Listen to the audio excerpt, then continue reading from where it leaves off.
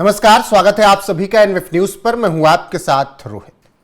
कांग्रेस के सर्वे सर्वा अध्यक्ष मल्लिकार्जुन खड़गे ने प्रधानमंत्री नरेंद्र मोदी को आतंकवादी कह दिया।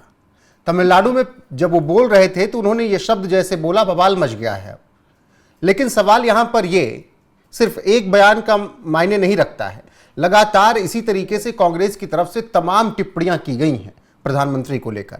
मेरे साथ इस वक्त उत्तर प्रदेश के पूर्व डीजीपी विक्रम सिंह जी मौजूद हैं। उनसे ही समझने की कोशिश करेंगे आखिर कांग्रेस हासिल क्या करना चाहती है। आप राजनीति कीजिए, आज राजनीति पर चर्चा नहीं होगी, लेकिन सर बार बार प्रधानमंत्री पर इस तरीके की टिप्पणी करना कितना जायज है? रोहित जी नमस्कार, और आपके सभी दर्शकों को मेरा नमस्कार। राजनीति मेरा विषय नहीं है, लेकिन भारत का नागरिक होने के नाते मुझे बहुत पीड़ा होती है जब एक निर्वाचित प्रधानमंत्री को इस तरीके के शब्दों से अलंकृत किया जाता है। चरमपंथी हैं, आतंकवादी हैं। मल्लिकार्जुन साहब स्वयं में माननीय सांसद हैं और संसदीय भाषा और परिमार्जित भाषा का प्रयोग करना उनके लिए आवश्यक ही नहीं, अनिवार्य है, क्योंकि वो जो कहते हैं वो एक फैशन बन जाता है। और जैसा आपने कहा है, उनके और उनके दल के द्वारा जिस तरीके की अशोभनीय टिप्पणी प्रधानमंत्री जी के खिलाफ की गई, मौत का सौदागर, बंदर के हाथ में अस्तुरा, और इस तरीके की जो बातें की जा रही हैं वो निहायत आपत्तिजनक है। मेरा लॉ एनफोर्समेंट और पुलिस मशीनरी से यह निवेदन होगा कि इनके बयानों को नोट करें। और यही नहीं, माननीय प्रधानमंत्री के ऊपर तो जो उन्होंने कहा सो कहा, इसके पहले भी एक बहुत ही असंयत उन्होंने बयान दिया, और जो कि अल्पसंख्यकों को कहा कि आप नमाज पढ़ रहे हो, सामने सांप आया हो तो आप नमाज छोड़ करके अमुक लोगों की हत्या कर दें और उनके साथ कार्रवाई करें। यह बिल्कुल अपेक्षा नहीं की जाती है।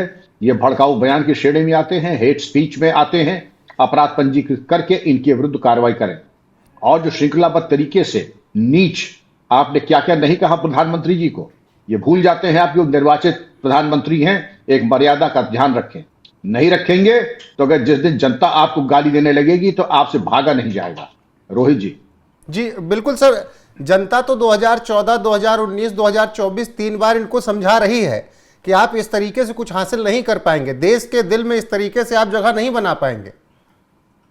आप बिल्कुल सही कह रहे हैं, और ये एक टोटका है कि जितना आप गाली देते हैं उससे और ज्यादा मजबूत हो करके प्रधानमंत्री जी वापस आते हैं।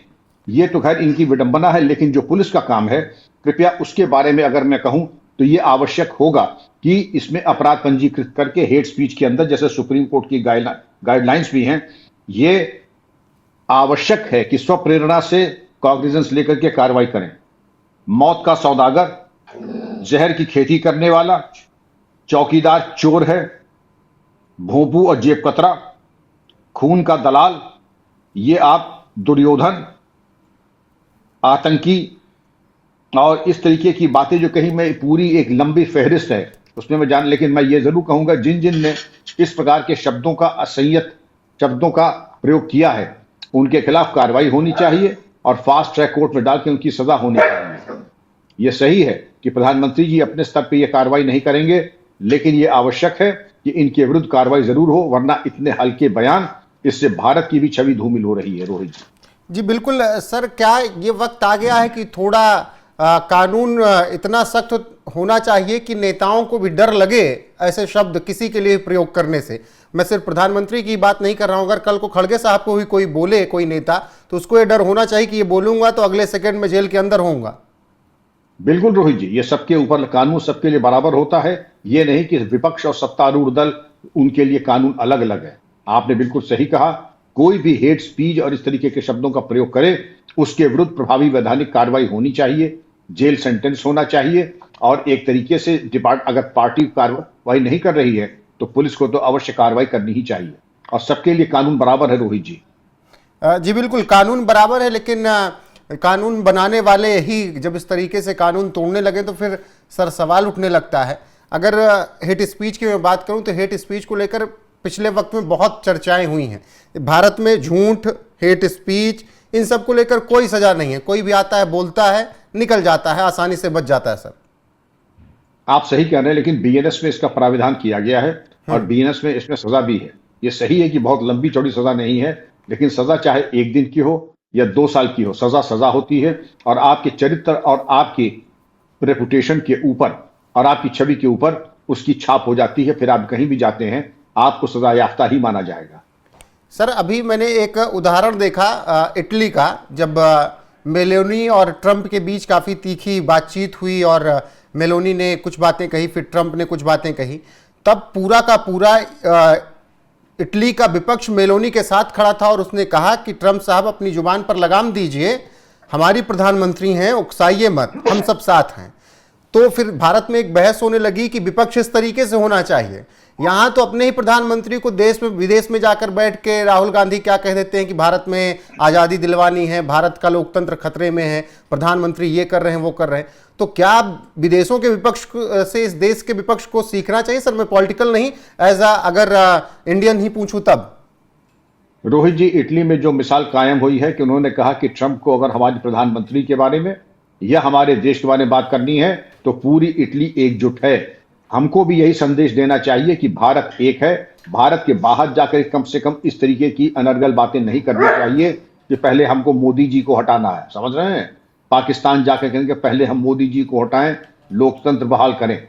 और दूसरी चीज वहां और भी बाहर जाकर के कहते हैं कि हमारे यहाँ सारी सरकारी मशीनरी जो है वो बिल्कुल कॉम्प्रोमाइज हो चुकी हैं। आपने बिल्कुल सही कहा, लोगों को भारत जाकर के ये दिखाना चाहिए कि हम एक हैं, हमारे मतभेद हो सकते हैं लेकिन भारत एक है और ऐसे समय में विपक्ष और सत्ता पक्ष एक हो जाता है। जी बिल्कुल, बहुत शुक्रिया सर आपका वक्त देने के लिए और इस अहम विषय पर अपनी राय रखने के लिए। पॉलिटिकल नहीं, एक भारतीय होने के नाते बहुत शुक्रिया सर आपका। बाकी जो कुछ भी मल्लिकार्जुन खड़गे ने कहा उस पर अब निश्चित तौर पर बवाल मचा हुआ है। बीजेपी की तरफ से लगातार बयान आ रहे हैं, कांग्रेस कैसे काउंटर करेगी, क्योंकि लगातार इस तरीके से बयान आ रहे हैं तो राजनीति इस पर होने वाली है। बाकी जो अपडेट आएगी आप तक जरूर पहुंचाएंगे। अभी के लिए इस वीडियो में इतना ही। आपकी क्या राय है कमेंट सेक्शन में जरूर बताइएगा। बने रहेगा हमारे साथ लगातार। नमस्कार। How can they join with Modi, who is a terrorist? Who is a terrorist? Modi, who is a terrorist? How can they join with Modi, who is a terrorist? Who is a terrorist? Modi, who is a terrorist?